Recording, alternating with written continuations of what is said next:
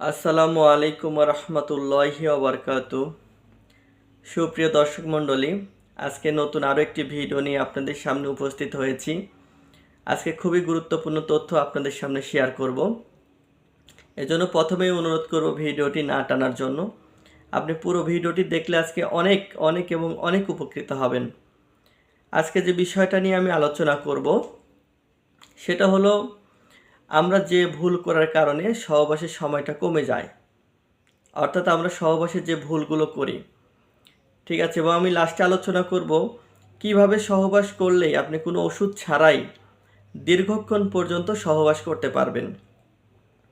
তো আমি ভূমিকায় যাব না। আমি প্রথমেই শুরু করছি যে আসলে আমরা সহবাসে যে ভুলগুলো করে থাকি। আসলে আমাদের দেশে যৌন শিক্ষার ব্যাপক অভাব।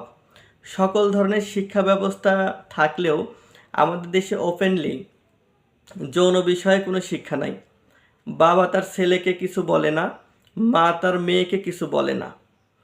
ফলে এই ছেলেটা দাদা বা নানা, এলাকার যে মুরব্বীগুলো আছে বা বড় ভাই আছে, এদের কাছ থেকে যৌন বিষয়ে যে নলেজটা পায় এবং সেটাকেই সে পাথেয় মনে করে এবং সেইভাবেই সে যৌন জীবন পরিচালনা করার চেষ্টা করে। অনুরূপভাবে একটি মেয়ে তার দাদি, চাচি বা ফুবুর কাছ থেকে গোপনে কিছু নলেজ নেয় যৌন বিষয়ে, নিয়ে সে মনে করে আমার মা, আমার চাচি, আমার দাদি এইভাবে জীবন অতিবাহিত করছে, এভাবে আমাকেও করতে হবে। তাহলে তারা যদি ভুল ইনফরমেশন দিয়ে থাকে সেই দাদা, চাচা, নানা বা চাচি, ফুবু, তাহলে সেটাই কিন্তু আমরা সারা জীবন বয়ে বেড়াচ্ছি। আর এখানেই আমাদের অনেক বড় একটা গলত, এখানে আমাদের অনেক বড় কিছু ভুল হয়ে যায়, কারণ তারা সঠিক ইনফরমেশন জানে না। আর এই ভুল হওয়ার কারণে আমাদের যৌন জীবনে ব্যাপক অশান্তি তৈরি হয়। এখন আমি আসলে বলবো যে আমাদের যৌন মিলনটা কিভাবে শুরু হয় আমাদের দেশে বা আমাদের সমাজ ব্যবস্থায়, সোসাইটিতে। আমি সংক্ষিপ্তভাবে বলবো, আশা করি আপনাদের অনেক ভালো লাগবে। বিষয় হচ্ছে, আমি শুরুর দিকেই বলি, সেটা হচ্ছে যখন কোনো ছেলে মেয়ে নববিবাহিত হয়, দেখবেন এরা প্রথম রাত্রিতেই সহবাসটা করে। কারণ এদের তো ওই ধরনের জ্ঞান নাই যে আসলে কখন সহবাস করতে হবে, এটা তারা জানেও না। কারণ সারা জীবন সে সহবাস করার সুযোগ পায়নি, নতুন বিয়ে করেছে, এই জন্য তার মাথা অনেক গরম থাকে। হ্যাঁ, মানে পেয়েছে তো সহবাস শুরু করে দেয়। এখানেই আমাদের প্রথম ভুলটা। যেমন যখন পরিবারের সবাই ঘুমিয়ে পড়ে 10টা-11টার দিকে, তখন এই ছেলে আর মেয়ে যখন বিছানায় আসে, আসার পরেই তারা কিছুক্ষণের ভিতরে যৌন মিলনটা শুরু করে।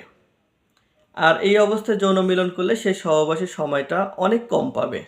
এর কারণ হচ্ছে, যখন আমরা রাতের খাবার খাই আমাদের পেটটা ভরা থাকে, আর যখন পেটটা ভরা থাকবে তখন শরীর ভারী থাকে, মাত্র খাবারগুলো খাওয়া হয়েছে, এটা হজম হচ্ছে। আর যখন হজম হয় তখন শরীরটা অনেক গরম থাকে, ঠিক আছে।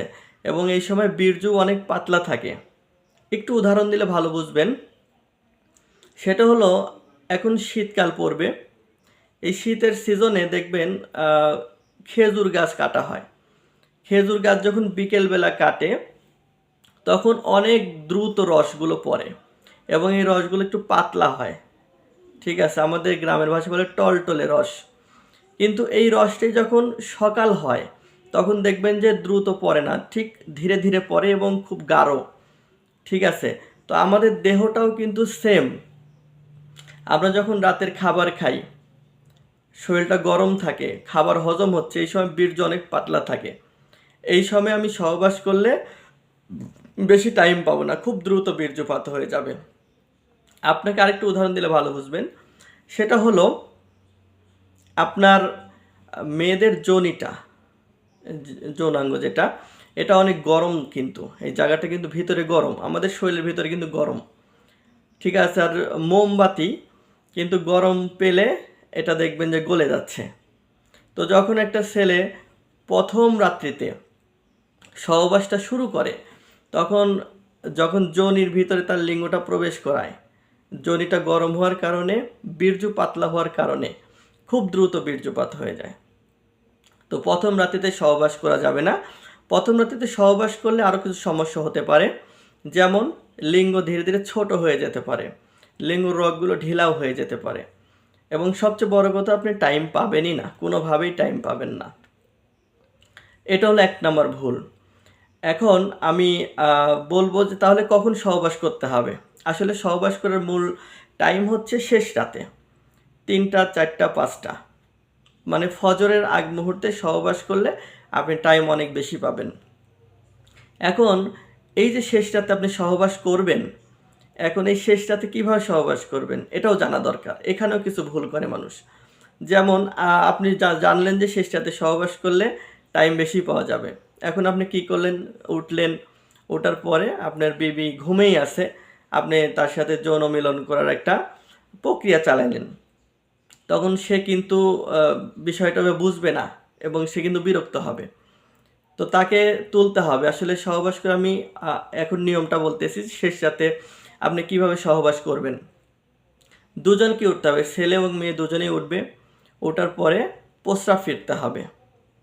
প্রস্রাব ফিরে এসে যদি পারেন কিছু মিষ্টি জাতীয় খাবার খেতে পারেন, দই হতে পারে, কিশমিশ বা খেজুর হতে পারে, এগুলি খেয়ে নিলেন।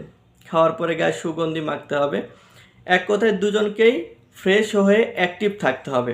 এখন আপনার ওয়াইফ ঘুমে আছে, আপনি এই অবস্থায় সহবাস করলেও কিন্তু সে তৃপ্তি পাবে না এবং আপনিও কিন্তু টাইম পাবেন না।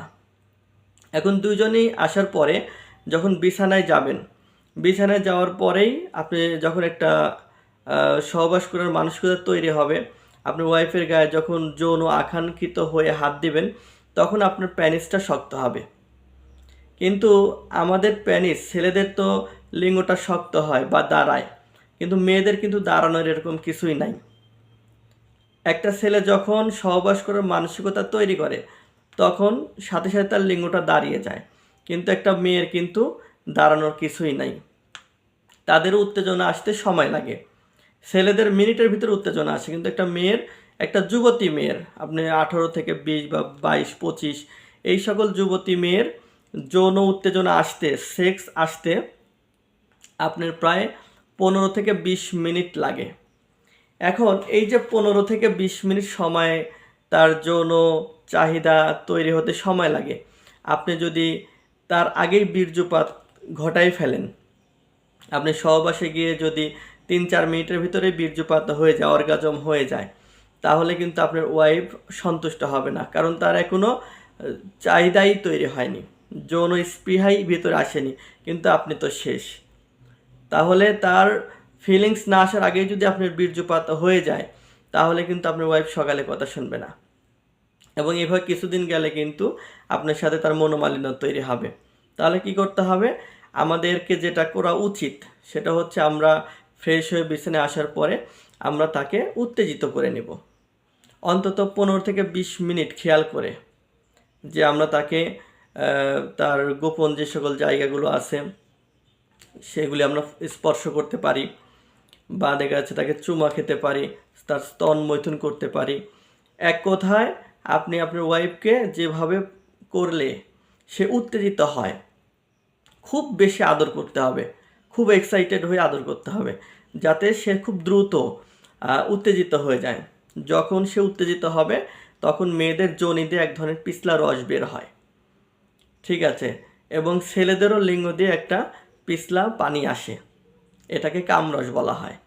এটা আসা কিন্তু কোনো রোগ না। অনেকে মনে করে যে সহবাসের আগে পিছলা পিছলা পানি আসে, এটা মনে হয় রোগ। না, এটা কোনো রোগ নয়, এটা পুরুষের এবং মেয়ের দুজনেরই আসবে, এটাকে কামরস বলা হয়। তো যখন আপনার ওয়াইফ পরিপূর্ণ উত্তেজিত, তখন আপনি আপনার লিঙ্গটা আস্তে করে তার যোনিতে প্রবেশ করাবেন। এখন লিঙ্গটা যোনিতে প্রবেশ করার পরে যেটা করতে হয় সেটা হচ্ছে বড় জোর 10 সেকেন্ড 2 থেকে 3টা চাপ দিবেন, দিয়ে বের করে আনবেন। কিন্তু দেখবেন আপনি ওয়াইফটা বের করতে দিচ্ছে না, কিন্তু আপনি বের করে আনবেন, এনে আবার 2-3 মিনিট আবার আদর করবেন, আবার যোনিতে লিঙ্গটা প্রবেশ করাবেন। এবার আপনি 20 সেকেন্ড রাখতে পারেন, 4-5টা চাপ আপনি দিতে পারেন, লিঙ্গ সঞ্চালন করতে পারেন 4-5 বার, তারপর আবার লিঙ্গটা ব্যাক করতে হবে। তারপরে আপনি আবারও 2-3 মিনিট তাকে আলিঙ্গন করেন, আদর করেন, উত্তেজিত করেন। এই অবস্থায় আবার 2-3 মিনিট পাস করবেন। এটা কিন্তু কৌশলে আপনাকে করে নিতে হবে। তারপরে আপনি আবারও যোনিতে লিঙ্গটা প্রবেশ করাবেন। যখন 3 নাম্বার বার আপনি লিঙ্গটা প্রবেশ করাবেন, তখন আপনার লিঙ্গটা আর বের করার প্রয়োজন হবে না। এবার আপনি অনেক টাইম পাবেন। এটাই হচ্ছে সহবাসের অরিজিনাল নিয়ম। এবং এই কৌশলে যদি আপনি সহবাস করতে পারেন, বিলিভ ইট অর নট, আপনি অনেক অনেক এবং অনেক টাইম পাবেন। কেউ 25 থেকে 30 মিনিট তারও বেশি সময় পেতে পারেন। এখন কথা হলো, অনেকে আছে লিঙ্গ প্রবেশ করাইতে করাইতেই বীর্যপাত হয়ে যায়। এত বেশি এক্সাইটেড যে আপনার কাপড় খুলে লিঙ্গ প্রবেশ করার পূর্বেই অথবা প্রবেশ করাইতেই আপনার বীর্যপাত হয়ে যাচ্ছে। ইনি কিন্তু রোগী। তো এই সকল ব্যক্তি যারা আছে, এরা কিন্তু বেশি দিন যৌন জীবনে ভালো থাকে না। তো এই সকল ভাইদের জন্য আমরা ওষুধ দিয়ে থাকি। আপনারা জানেন যে আমরা সারা দেশে আলহামদুলিল্লাহ খুবই সততার সাথে এবং খুব নিষ্ঠা এবং খুব সুন্দর ওষুধ ইনশাআল্লাহ দিচ্ছি নিয়মিত। সারা বাংলাদেশে ব্যাপক সুনাম অর্জন হয়েছে আলহামদুলিল্লাহ। বাংলাদেশের প্রত্যেকটা জেলা অথবা বিভাগীয় শহরে আমরা কুরিয়ার সার্ভিসের মাধ্যমে ওষুধ দিয়ে থাকি। আপনার কোনো যদি সমস্যা একদম সিরিয়াস থাকে, তাহলে আপনি আমাদেরকে ফোন করবেন। স্ক্রিনে নাম্বার দেওয়া থাকবে, সেটা আমার পার্সোনাল নাম্বার। এই নাম্বারে ফোন দিয়ে আপনার রোগের কথা খুলে বলবেন যে এই সমস্যা আমার আছে। তাহলে আপনি সেই সমস্যা অনুপাতে আমরা ওষুধগুলো তৈরি করে আপনাকে দিতে পারবো। আমি আরেকটা কথা বলে রাখি, আমরা কিন্তু আগে ওষুধ তৈরি করে রাখি না। ঠিক আছে, আপনি অর্ডার করে সাথে সাথে আমি দিতে পারবো না হয়তো। আপনি আমাকে অর্ডার করলে আপনার বয়স, আপনার রোগের বয়স এবং রোগের ক্যাটাগরি, এটার উপর ভিত্তি করে আমরা ওষুধগুলো তৈরি করে থাকি। এবং এই জন্য আমরা দামটাও বলি না। অনেক ভিডিওতে আমাকে অনেকে কমেন্ট করছে যে হুজুর দাম বলেন না কেন, দাম বলতে সমস্যা কি? আমাকে অনেকে এভাবে নেগলেক্ট করে বলছে। আসলে ভাই, ব্যক্তি, বয়স, রোগ, এটার উপর বেসিস করে ওষুধেরই কম বেশি হয়। যখন ওষুধ কম বেশি হবে তখন দাম তো আর ফিক্সড থাকে না। এজন্য আপনি আমাকে রোগের কথা খুলে বলবেন, আপনার রোগ অনুযায়ী আমরা ওষুধগুলো তৈরি করে আপনাকে দিব। এবং দামটা অবশ্যই কম রাখার চেষ্টা করব, যাতে আপনি নিতে পারেন। কারণ আপনি যদি সুস্থ হন, আপনার পরিবার ভালো থাকবে। আপনার পরিবার ভালো থাকলে আপনার সমাজ, দেশ সব ভালো থাকবে। এজন্য আমি খাস করে খেদমতের নিয়তে ইনশাল্লাহ এই ওষুধগুলো আপনাদের দিব। স্ক্রিনে দেওয়া নাম্বার থেকে ফোন দেবেন ইনশাল্লাহ। আর এই ভিডিওটি কেমন লাগলো কমেন্ট করে অবশ্যই জানাবেন। আর এইরকম স্বাস্থ্য সংক্রান্ত বিভিন্ন তথ্য ওপেনলি জানার জন্য আমার এই চ্যানেলটা সাবস্ক্রাইব করবেন, লাইক দিবেন। আর যাদের এই ভিডিওটি দেখা প্রয়োজন মনে করেন, তাদেরকে আপনারা শেয়ার করে দিবেন। এতক্ষণ পর্যন্ত ভিডিওটি ধৈর্য ধরে দেখার জন্য আপনাদের অসংখ্য মোবারকবাদ। সবাই ভালো থাকবেন। আসসালামু আলাইকুম রহমতুল্লাহ।